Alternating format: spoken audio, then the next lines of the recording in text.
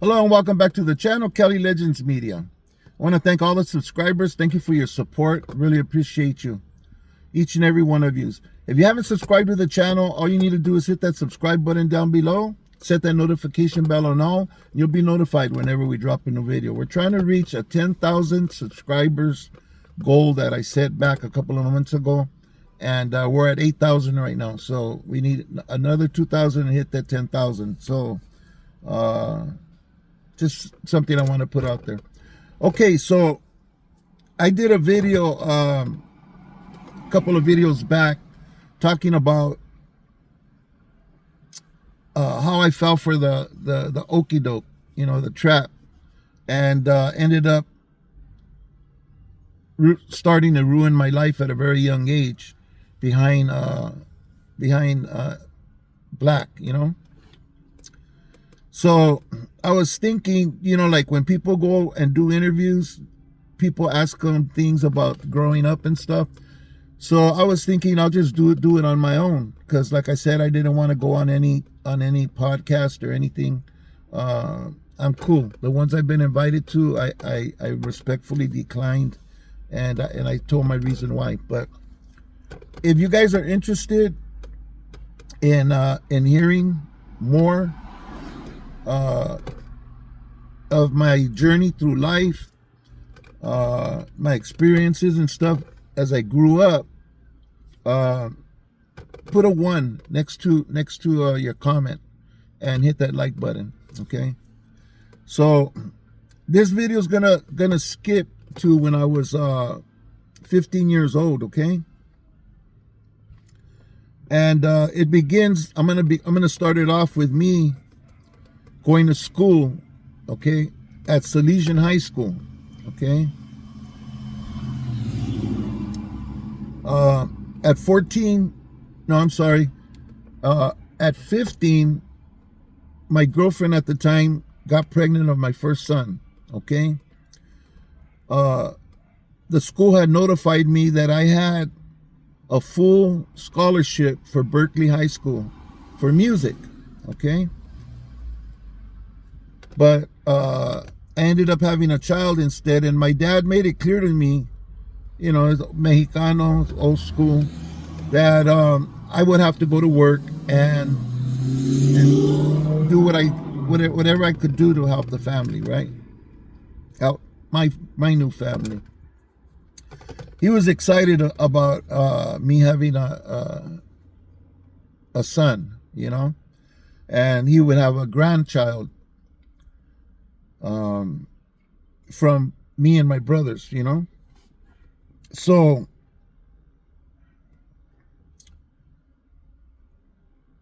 at 16, a lot went on in my life, okay? My father passed away. I graduated from high school because I had skipped the second grade. I never went to the second grade. The administration at the school said that it'd be better if I did that because I was too bored with the work, and I'd get bored. So they put me in the third grade where it'd be more challenging to me, okay?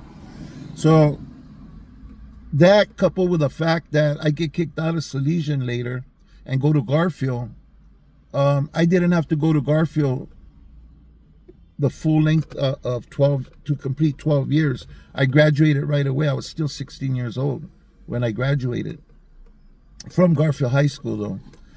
Anyways, during that time, my son's born. Okay. During that time, I went to my baby's mom's house, and I took my girlfriend from the mom's house. Okay. She was 15 at the time. I was 16. My son was just born. My father had just passed away. I had just graduated.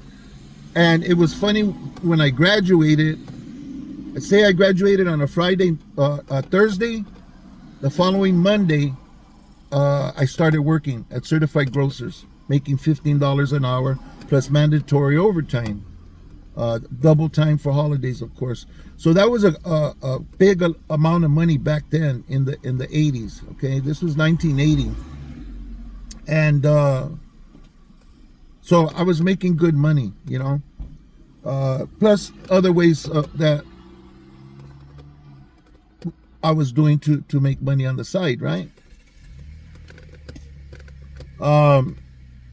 What ends up happening is one rainy day, man, it was raining hard. And my baby's mama and I and the baby, we got an apartment in Choppers. This old couple rented it to us. I had a fake ID that my mom made for me so that I could go to work. Back then, she changed my birth certificate or something. It was easy to do back then. There was no fingerprinting and all of that shit.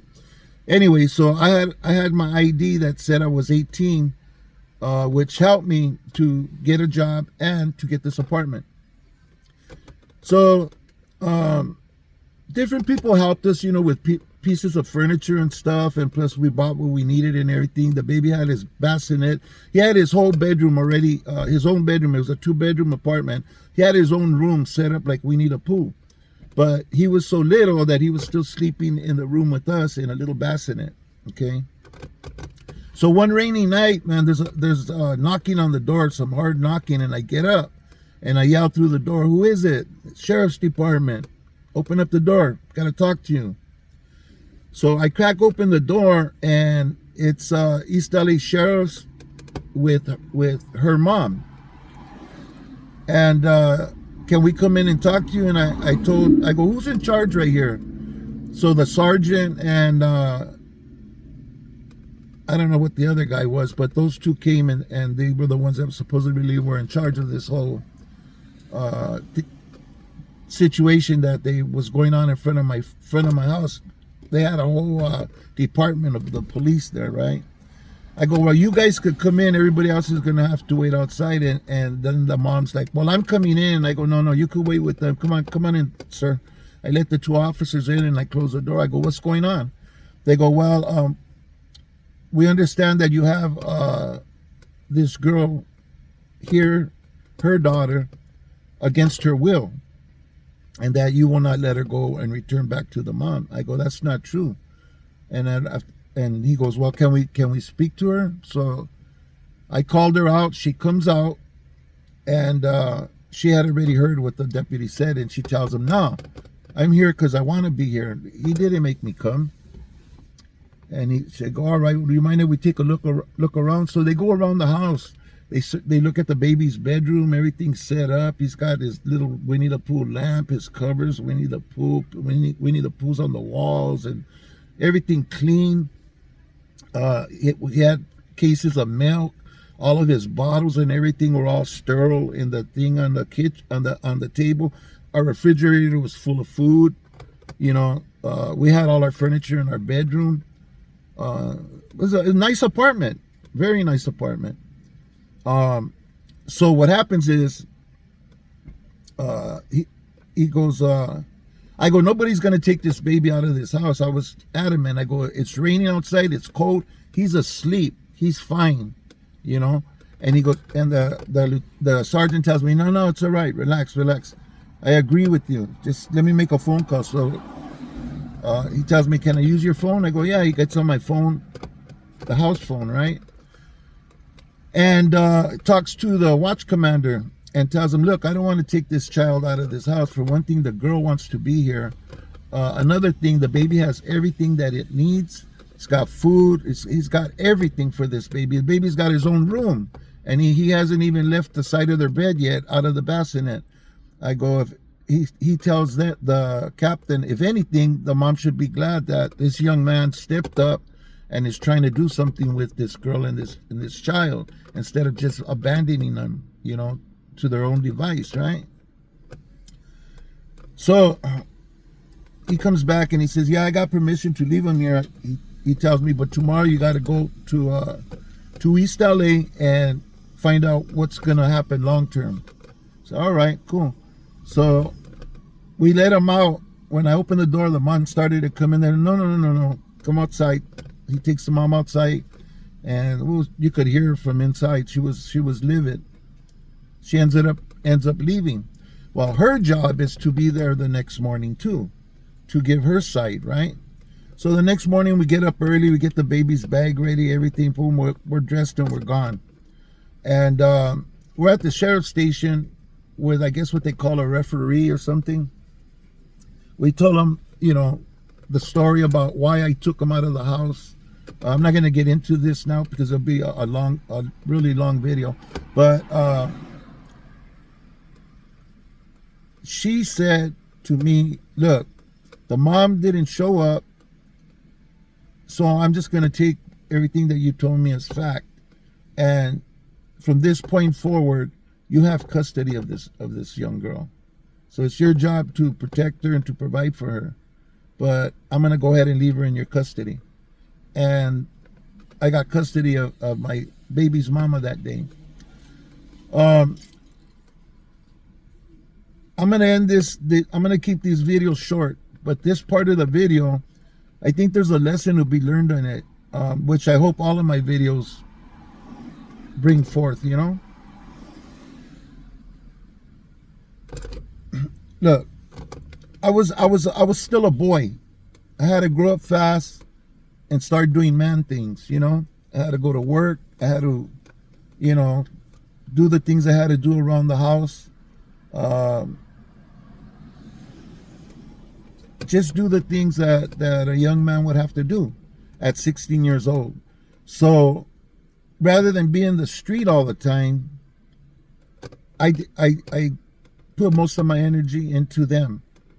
Although I was dabbling, going to the neighborhood, messing around in the street with my homies and stuff, which could only lead to one thing in the end: going to jail, and start losing your stuff, you know, especially if you lose your job.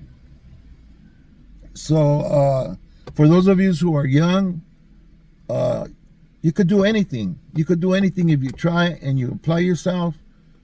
Even if you're having a baby at a young age, man, you might not be able to get an apartment and do all that for your girl and that baby, but you do what you can. You know, it was different. It seemed like a lot of the kids during that generation grew up very, very fast, very early. And even if you're an older dude, you know, and you have a family, there's always time, as long as you're alive, to go back and be something for them and help them in any way they allow you to, you know.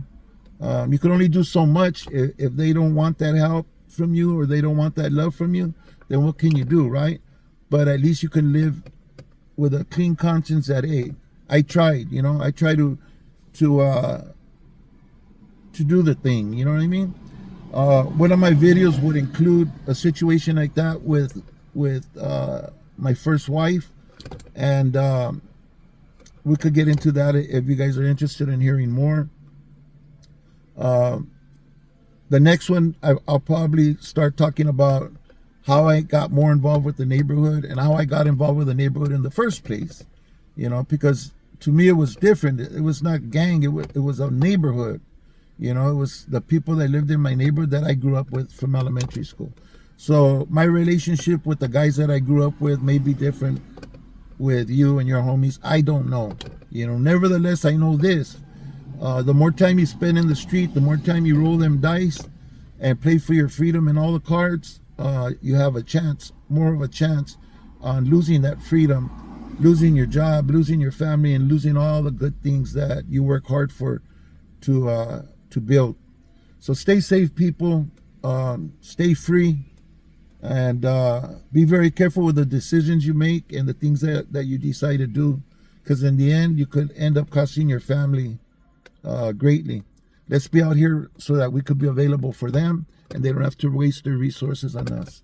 Thank you for watching. God bless you. Don't forget to hit that like button, and like I said, if you'd like to hear more episodes on Lucky's little adventure through his youth into his life, even to the point of reaching sobriety and just doing life, you know, put a 1 by your comment, hit that like button, and I'd really appreciate it. Thank you very much for watching. I hope to see you on the next one.